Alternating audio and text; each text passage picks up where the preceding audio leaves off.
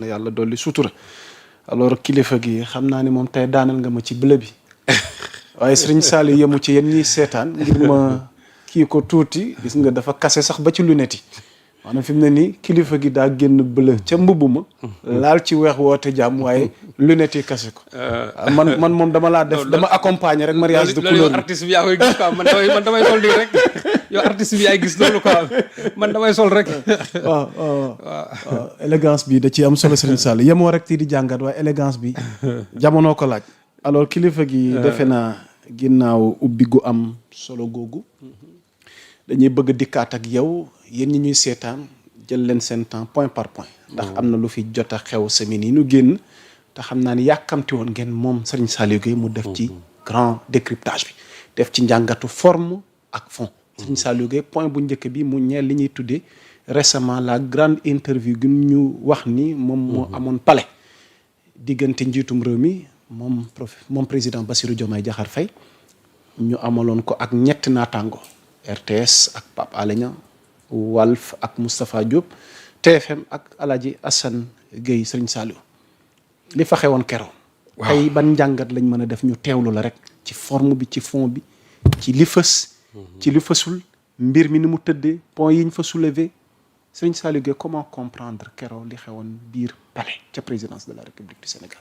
merci yaa Moussa xam nga interview boobu dafa am lu bari loo xam ne moom la révélé ci li feeñ ak ci li nga xam ne feeñoo booy dégg Sonko le 8 ba muy wax naan avant le 8 après le 8 li nga xam ne keroog moom moo xew palais ça s'inscrit ci après le 8 te dinaa ko expliquer léegi. ok ñun yor bi ñuy bind sax suñu teceer yi boo gisee dañuy bind le président Diomaye face à la nation.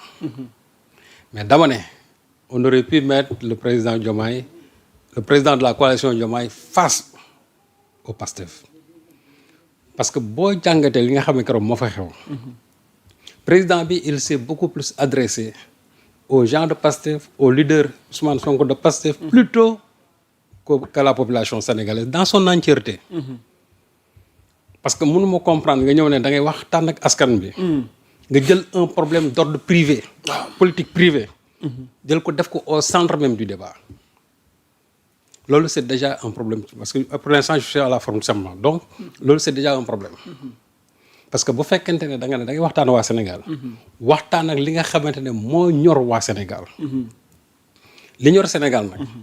présentement nii jàpp naa ne ci wàllum koom la wàllu dund gi nga xam ne jàpp nañ ne métti na malgré prix yi nga xam ne wàññi nañ ko.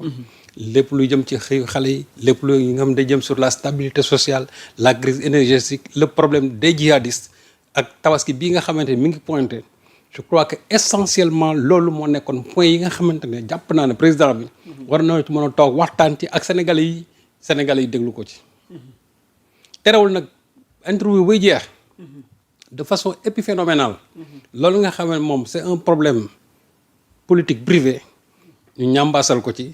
mu am lu mu ci sànni ñu dem su fekkee nag moom en tant que leader de la coalition Diomaye dafa bëgg a wax problème purement politique na sol mbubbu président coalition Diomaye président su boobaa bu toogee Sénégal yëpp dinañ xam ne kii problème politique lay wax ñu dégloo ko ci nopp boobu mais mën na wax ne da ngay toog waxtaan ak askan bi te nga jël lu mat waxtu parce que interview bi 2h15 la durée ñaari waxtu daanaka ak fukki simili ak juróom nga jël ci fanweeri juróom-benni fukki simili muy 1 heure de temps waxtu lëm waxu ci lu waxu Pastef waxuma ne amul solo de mais bu fekkee ne da nga ne face à la nation nation bi ñëpp duñ Pastef nation bi ñëpp duñ Pastef problème Pastef ça n'intéresse pas toute la nation waa Pastef la intéressé ak moom mi nga xamante ne peut-être teg na tànk fi teg tànk fële donc déjà loolu au niveau de la forme c'est un problème et ñi nga xamante ne ñoom ñoo préparé interview boobu je crois que foofu aussi journalistes yi il y a une certaine défaillance parce que su fekkee dañ ne président bi day wax askan bi ñu ne ñi ci poñ yi lay wax te dañ koy hiérarchiser poñ bu nekk war nañoo wax ci lii wax ci lii wax ci lii man de su ma fa nekk en tant que journaliste loolu bu ñu ma ko présenté man leen déedéet protocole du mën a leen déedéet. dañu raté protocole. dañ ko raté complètement. ok malgré lu ñu mën a wax dañ ko raté protocole bi. ok parce que il fallait d'abord hiérarchiser les questions parce que interview boo koy da ngay hiérarchiser jël le point le plus important nga ci le moins important. bi ci gën a am importance parce que moom la nit ñi njëkk a déglu ci yow nga jox ko solo foofu bu fekkante ne jafe-jafe askan bi waxoon nga ci pendant 1h30. Sénégal yi nañ la déglu bu baax mais defuñu ko donc protocole mën naa jàpp ne foofu dafa fayir. deuxièmement casting bi soo xoolee casting bi aussi mën naa jàpp ne casting bi dafa faussé complètement. soxna tuuti même ñetti. waaw taskatu xibaar yi nga xamante ni. foofu faussé complètement casting bi ji ci grande interview bi. benn. waaw ñu ne Pape Alé Niang. DG RTS DG RTS. ça pose problème. c'est un problème. comment. mais le directeur de la RTS. oui c'est pas le journaliste. c'est pas le journaliste. Pape Alé Niang n'a pas été recruté là-bas en tant que journaliste. En tant que manager lañ ko jëlee foofu mu nekk directeur RTS donc il n'est pas journaliste. journaliste de profession mais foofu moom fi ñu toll nii journalisme exerçant il ne l'est plus. donc sa place n'était pas du tout là-bas. parce que tey mënuma jàpp lu toll ni RTS. ak ña fa nekk bëri xam-xam trop. mën a toog waxtaan ak président Diomaye ci problème réew mi même sur des problèmes politiques Pape Alé Niang di ñëw où sont les autres journalistes on a l'impression que parce que bopp ñëwee day mel ni ñeneen journalistes yi matewuñu ñoom li nga xamante ne ñoo nekk sur le terrain ak sur les plateaux moi j'aurais préféré ne serait-ce que sax pour mixer ko ñu jël fa benn journaliste bu jigéen parce que am na fay compétence ah y a une journaliste là buy présenter souvent journal télévisé de teint clair nii j'ai oublié le nom mais qui est très bien je la suis non seulement elle présente bien les journaux mais même en matière de discussion de débat nii c'est-à-dire tu sens qu'elle est vraiment elle est très pleine kii def seen émission matinale bi elle est bien cette dame là ñooñu boo leen jëloon mën na ñëw assurer il y a d'autres il y a d'autres journalistes là muy góor muy jigéen mënoon nañu ñëw donc côté boobu moom jàpp naa ne Pape Alé sa place n'était pas là-bas. mais pourquoi lui boo ma ko mayee ma laaj la ko le choix sur Pape Alé moom moo yóbbu boppam wala. Palais ñoo tax ne moom mu ñëw dans les normes. c'est la présidence. lan nga jàpp moo war a mën a. bon tey je crois que waral présence am. même su fekkee ne c'est lui qui dirige la télévision nationale. oui mais waa présidence ñoom en réalité à la matière ñoom ñooy maître d'ouvrage. ou bien maître d'œuvre. donc c'est à eux de désigner en disant que ils s'adressent à la RTS parce que ñoom ñoo koy relayer mais le choix c'est-à-dire c'est la communication présidentielle l'organisation de la communication présidentielle ñoom ñooy désigner mën nañ nag laaj ne ñi mais ña fa nekk xarañ goo xam ñoom pour faire leur choix sur tel et tel mais Pape Alé ne peut pas surtout désigner jàpp mu loolu donc ñoom ñoo ko désigner ou soit ñu ne Pape Alé tu nous envoies un journaliste moo indi boppam wala ñu ne Pape Alé yow sa wàllu bopp yow lañ soxla parce que ña fa nekkoon yëpp ce sont des directeurs et là aussi ça pose un autre problème. 3 directeurs. moom la ça pose un problème c'est-à-dire que boo xoolee day mel ni dans les rédactions journalistes yi dafa mel ni matewuñu li nga xam ne moom lañ nekk man de su ma nekkee directeur de publication. ñu ne ma kaay nga dem. je désigne quelqu'un. dogguma la bi ci mujj demoo. waaw da nga yebal élément. oui. ca j'ai envoyé un des éléments man lañ invité woon personnellement. j'ai dit que non du ma dem ces journalistes qui passent tout leur temps à écrire di bind guddeeg bëccëg. waaw moi je ne fais qu'un travail de supervision et de management. waaw mais du ma dem ñoom ñooy dem. bu doon voyage tey aussi je leur ai dit yéenay dem man du ma dem fenn. ndeysaan sëñ Sall. waaw léegi ginnaaw Pape Alé Niang ñu jël. il y avait le Moustapha cas d'abord Assane Gueye. Assane Gueye kon ñu ñëw ci Assane le cas Assane Gueye. le cas Assane moom Gueye it directeur la. le cas Assane Gueye qui a posé beaucoup de problèmes encore. ah bon oui. Alaaji Assane. oui parce que Assane c'est pas un journaliste boo xamante ni qui peut faire de pareils débats parce que Assane boo xoolee moi je n'ai rien contre Assane parce que c'est quelqu'un boo xam ne nii ñoo daan ànd di jàngi. Alaaji Assane. bien sûr. ah bon ñoo daan ànd di jàngi. am ngeen relation boobu. mais bien sûr naa la ñoo daan ànd jàngi moom mi ngi dëkkee Ersan man maa ngi dëkkee Diamaguène quand on était à Thiès mu ngi dëkkee du ma Sampaate man maa ngi donc damay suñu buntu kër laa leen di xaar moom sama beneen xarit bu doon wax Ousmane Diop ñun ñoo daan ànd dem. ndeysaan. donc pour dire que je n'ai rien contre Assane. ok mais on est ici vraiment dans le métier. pour man jàpp naa ne la place d'Assane Gueye c'était pas là-bas parce que ñi nga xamante ne ñoo nekk biir TFM man si j'avais un choix à faire j'aurais pris Souleymane Niang qui est calé sur les questions économiques parce que question comme yi moom la nit ñi gën a soxla. dëgg la. On aurait pris Souleymane Niang sur les questions économiques mais tu aurais un débat vraiment de bonne qualité. Mais c'est ça qui a expliqué pourquoi débat bi sur la partie économique mais ça a été complètement presque survolé. Beaucoup ont dénoncé mais ça. oui mais c'est ça le Banqueroute problème totale. ma xamul tax. waaw pourquoi. parce que amul woon journaliste boo xam ne ni waroon na mën a toog foofu pour poser des questions sur les problèmes économiques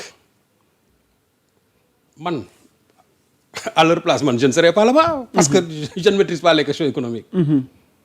Et je crois que essentiellement débat boobu ça devait porter beaucoup plus sur les questions économiques les questions de énergétique sécuritaire ak sur les problèmes politiques. Mais on a fait un renversement tout simplement de l'ordre des priorités. Donc pour man jàpp naa ne Assane moom il est le style Sélé Bayone moom la indi foofu style Sélé Bayone bon le style Sélé Bayone pourtant du temps de Macky moo demoon. waaw mais d'accord mais ba léegi mais le style Sélé Bayone là il faut laisser ça là-bas à la TFM. Ici on est dans une télévision nationale. bu fekkee da nga yëg pour wax maîtrise ce que tu dis parce que déjà boo gisee Assane sur les chiffres quand il a avancé le problème sur le tonnage restant de l'arachide foofu c'est un problème. Parce que déjà soo waxee président bi tamit moom tamit il ne maîtrise pas les chiffres président bi nga xam mu ngi ko doon tontu ça veut dire que ñoom ñaar entre ki interviewé ak ki ñuy interviewé amul kenn ku ci maîtriser les chiffres et c'est grave pour un journaliste ngay dem foofu tam maîtriser aux chiffres c'est grave aussi pour un chef d'État ngay wax sans pour autant maîtriser les chiffres parce que sooy déggee li nga xamante ne moom la ñu ministre de l'agriculture di wax ak moom la mu wax c'est différent mais loolu il faut nga am benn background aussi pour que bu président bi waxee lii nga ne ko déet monsieur le président voilà les chiffres comme le font les journalistes français ak les politiciens français. sans complaisance. Oui bien sûr. parce que pour man loolu métier bi moo ko laaj. c'est du sérieux. métier bi moo ko laaj. donc pour man. Assane waaw sa place n'était pas là-bas. du parce que dama ko xeeb de déedéet man du ma xeeb doomu aadama. dëgg la. mais ci débat boobu man jàpp naa ne Assane sa place n'était pas là-bas Pape Alé sa place n'était pas là-bas. parce que Pape Alé dafa ñëw sax en tant que modérateur man jàpp naa ne sax débat yu mel noonu mënoo fa ñëw figure mais c'est-à-dire tu peux être parmi les intervieweurs mais en même temps du modérer le débat bi. quand on parle de modérer c'est-à-dire souvent relance yi wala ngay introduire thème yeeg et cetera mais pas modérer au moins comme débat boo xam ne c'est un débat contradictoire déedéet. Donc sur ce plan-là man jàpp naa ne ces deux-là n'avaient pas leur place. Maintenant pour le cas de Moustapha. On termine avec Moustapha de Walf. Moustapha, moi j'ai salué sa posture, surtout ci question politique yi parce que il a osé vraiment parler au président. Mais ce que je lui reproche c'est que mooy li mu doon wax léegi c'est-à-dire qu'un débat pareil faut pas accepter qu'on déroule le président le tapis rouge pour que pendant 1 heure de temps muy wax sur un problème privé comme c'était pour régler des comptes. Sans relance. C'est ça. C'est-à-dire que ça aurait été des questions man comme ni ma ko waxee parce que ñu gën a soxal fi ñu toll nii. mu wax naa ko léegi. c'est les questions économiques c'est les questions sécuritaires c'est les questions énergétiques c'est les questions sociales. loolu mooy les véritables priorités actuellement dans ce pays. mais consacrer 1 heure de temps tam Moustapha en faisait partie man jàpp naa ne Moustapha man su ma loolu du ma def. léegi nag bu dee par exemple dans la façon de poser les questions et cetera ak vraiment audace bi côté boobu moom vraiment je lui tire mon chapeau. Donc déjà casting bi ça posait problème. Et en plus aussi l'opportunité parce que pour man jàpp naa ne fii ñu toll nii nga bëgg a jël ay questions économiques comment dire ay questions politiques pour en parler. en reléguant les questions les plus importantes. loolu déjà c'est un problème te loolu c'est l'équipe de communication du président ñoom seen bopp ñoo fayir parce que bu fekkee ñoom dañ koy xelal war nañ ne ko président tey de boo defee da nga fas yéene waxtaan ak askan bi éviter lii éviter lii éviter lii éviter lii. et puis yow nee nga président de la république nga. waaw da ngay jël hauteur. bu fekkee da ngay jël hauteur am na question yoo xam ne nii doo ci wax. mais du ne da ngay transcender comme ça alors que en réalité yow niveau ba nga nekk moo gën a suufee ñi nga xam ne ñoom ngay waxal. boo ma ko mais soldait-il ses comptes. mais bien sûr parce que président bi gis nga jour ba waa coalition Diomaye di réunir King Fahd Palace. la nga xam ne moom la waxoon.